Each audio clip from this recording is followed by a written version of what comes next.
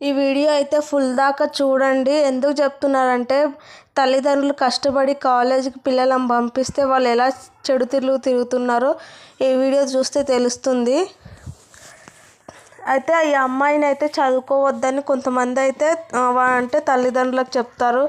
ఇంకెందుకమ్మా పెద్ద పెద్ద చదువులు చదివించడం, ఎట్లాగో పెళ్లి చేస్తే వెళ్ళిపోయే అమ్మాయే కదా, పెళ్లి చేసుకొని కూడా ఇంటికాడనే ఉంటారు, ఎక్కడికి వెళ్ళారు వాళ్ళు జాబ్లకు కూడా. కాబట్టి ఏదో టైలరింగ్ ఏదో నేర్పియండి, అంతేగాని బయట ఊర్లకు కాలేజీలకు పంపిస్తే చెడిపోతారు. ఇప్పుడు రోజులు నమ్మనికే లేవు, ఎవరు నమ్మడానికి లేదు. మన పిల్లలు మంచిగా ఉన్నా సరే చెడగొట్టే వాళ్ళు ఉంటారు, ఎంత మంచి వాళ్ళైనా చెడగొట్టే వాళ్ళు ఉంటారు కాబట్టి అని చెప్తారు.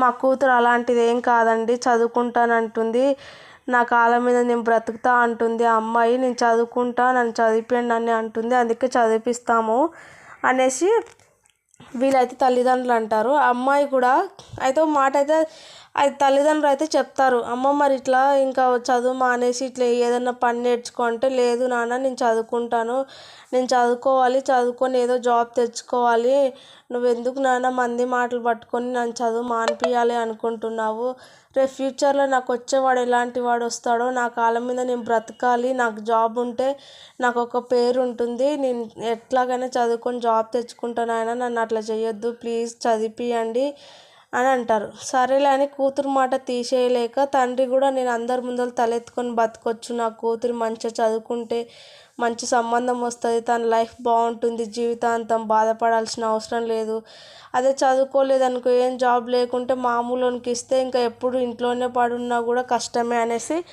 వాళ్ళ కాళ్ళ మీద వాళ్ళు బతుకుతారు అనేసి వాళ్ళ నాన్న కూడా ఆలోచించి అయితే ఇంకా అమ్మాయికి అయితే కాలేజ్కి అయితే జాయిన్ చేస్తాడు, అమ్మాయిని అయితే కాలేజీలో జాయిన్ చేస్తాడు.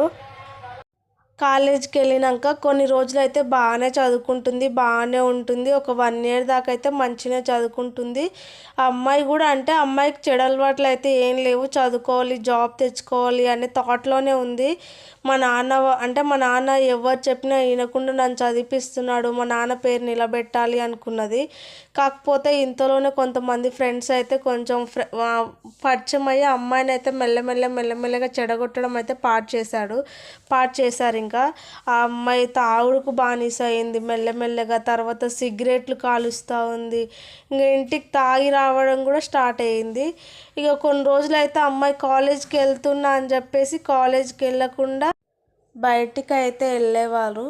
రోజు కాలేజ్కి వెళ్తున్నా అని చెప్పి చక్కగా రెడీ అయ్యి ఇంకా వెళ్ళిపోయి కాలేజ్కి వెళ్ళకుండా మంచిగా బీర్ సీసాలు సిగరెట్లు తీసుకెళ్ళి గుట్టలలోకి వెళ్ళి బాయ్స్ గర్ల్స్ అందరు వెళ్ళి ఇక సిగరెట్లు తాగి బీర్లు తాగి ఫుల్గా ఎంజాయ్ చేసి మళ్ళీ కాలేజ్ అయిపోయి ఇంటికి వచ్చే టైంకి ఇంటికి వచ్చేవాళ్ళు మళ్ళీ ఏం తెలియనట్టు. ఇంకా డైలీ ఇలాగే కాలేజ్కి వెళ్తున్నా అని చెప్పి బయటికి వెళ్ళడం, గుట్టలలో పోవడం, తాగడం, తిరగడము, సిగరెట్లు తాగి బీర్లు తాగి ఎంజాయ్ చేసి మళ్ళీ ఇంటికి రావడం. అట్లా ఊరోళ్ళు చూసి అయితే తల్లిదండ్రులకు చెప్తే తల్లిదండ్రులు అడిగితే ఇట్లా నువ్వు కాలేజ్కి వెళ్ళట్లేదంట, నువ్వు బయటది కనిపిస్తున్నావు అంట, మన ఊరోళ్ళు చెప్తున్నారంటే, ఏం లేదు కాలేజ్కి వెళ్తున్నా, ఎవరో కావాలని అట్లా చెప్తున్నారు నా మీద సాడీలు అని చెప్తుంది. ఇంకా సరేలే అనుకుంటే కాలేజ్ నుంచి కూడా ఫోన్ వస్తుంది, మీ కూతురు కాలేజ్కి రావట్లేదు 1 month అవుతుంది, ఏం చేస్తుంది, ఎక్కడికి వెళ్ళింది అని అడిగితే, లేదు కాలేజ్కి వస్తుంది అని అంటుంది. లేదు రావట్లేదు అని వాళ్ళు చెప్తే మళ్ళీ ఈ అమ్మాయిని అడుగుతారు, కాలేజ్కి పోకుండా ఎక్కడికి వెళ్తున్నావు నువ్వు, చదువుకొని పంపిస్తే నేను కష్టపడి ఎవరు ఏం చెప్పినా వినకుండా నువ్వు చదువుకొని బాగుపడి జాబ్ తెచ్చుకుంటావు, 10 మంది నేను తలెత్తుకొని బతుకుతా అనేసి నీ మీద నమ్మకంతో నేను నీకు డబ్బులు ఖర్చు పెట్టి నేను చదివిపిస్తుంటే నువ్వేమో ఇట్లా తిరుగుతూ ఉంటావా, నీ ఇష్టం వచ్చినట్టు చెడు తిరిగితే ఎవరి ఇజ్జత్ పోతుంది, నీకు ఎందుకు ఇట్లా పిచ్చి పనులు చేస్తున్నావు అని వార్నింగ్ ఇస్తాడు వాళ్ళ డాడీ. నేనే నా ఇష్టం వచ్చినట్టు నేను తిరుగుతాను చేస్తాను అని అంటుంది. ఎందుకు నువ్వు చదువుకుంటాను అంటేనే కదా చదివిపించాను అంటాడు. అంటే లేదు ఇప్పుడు నేను చదువుకోవాలనుకోవట్లే, నేను తిరగాలనుకుంటున్నా, నా ఇష్టం, మీరెవరు అడగడానికని రివర్స్ అవుతుంది. ఆ అమ్మాయి క్యారెక్టర్ మొత్తం చేంజ్ అయిపోతుంది. మంచి వాళ్ళ జత ఉంటే మంచి బుద్ధులు వస్తాయి, చెడు వాళ్ళ జత ఉంటే చెడు బుద్ధులే వస్తారు. వీళ్ళ దాంట్లో 2 ఫ్రెండ్స్ బాగా లేకుండా ఈ తాగుడుకి సిగరెట్లు దీనిలోకి అలవాటై మిగతా వాళ్ళందరినీ చేంజ్ చేశారు. అట్లా కొంతమంది జీవితాలు ఇలాంటి వాళ్ళ వల్లనే జీవితాలు నాశనం అవుతాయి. తల్లిదండ్రులు ఎంతో నమ్మకంతో కాలేజీకి పంపిస్తే వీళ్ళు చేసే పనులు ఇవి. అందుకే దయచేసి ఎవ్వరు ఇలాంటి పనులు చేయకండి. చదువుకోనికి పోయినప్పుడు చదువుకోండి అంతే. మీ అమ్మ మీ నాన్న మిమ్మల్ని ఎంత కష్టపడి చదివిపిస్తున్నారో అది మైండ్లో పెట్టుకొని చదువుకోండి. అంతేగాని ఇలాంటి పిచ్చి పిచ్చి వేషాలు వేస్తే ఇట్లనే ఉంటుంది. మీ జీవితాలు మీరే నాశనం చేసుకుంటున్నారు ఫ్రెండ్స్ మాట నమ్మి. తల్లిదండ్రులు మీ మీద ఎంత నమ్మకం పెట్టుకొని మేము చదువుకోవడానికి పంపిస్తారు, మీరేమో అవన్నీ మర్చిపోయి మీ ఇష్టం వచ్చినట్టు జల్సాలు చేస్తారు. ఆ అమ్మాయికి అయితే బుద్ధి చెప్పి 4 తని అయితే ఇంకా మ్యారేజ్ అయితే చేస్తారు. ఒక సంబంధం చూసి అమ్మాయికి అయితే పెళ్లి చేసి పంపించేస్తారు.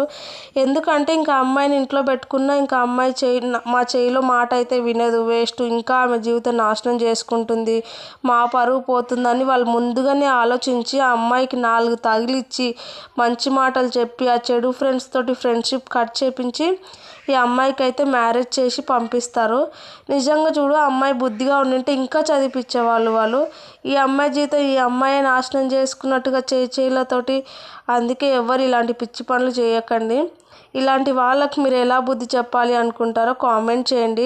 ఇలాంటి వాళ్ళకి ఎలా బుద్ధి చెప్తే మారుతారు, చేంజ్ అవుతారు, ఇలాంటి పిచ్చి పనులు చేయకుండా ఉండాలంటే ఏం చేయాలో కామెంట్ చేయండి. ప్లీజ్ అండి, ఛానల్ సబ్స్క్రైబ్ చేసి లైక్ చేయండి. ఇవన్నీ రియల్ స్టోరీలు అండి. కొంతమంది అయినా చేంజ్ అవుతారు ఇలాంటివి వినేసి అని నేను అందుకే ఈ వీడియోస్ అయితే తీయడం జరుగుతుంది. ఇలాంటి వాళ్ళు ఉన్నారు కాబట్టి ఈ వీడియో చూసి ఒక్కరు చేంజ్ అయినా చాలా అంటే చాలా హ్యాపీగా ఫీల్ అవుతాను. అందుకే మీరు చేసే లైక్ దాన్ని ఇంకింతమందికి వెళ్తుంది కాబట్టి ఛానల్ సబ్స్క్రైబ్ చేసి లైక్ చేసి కామెంట్ చేయడం మర్చిపోకండి.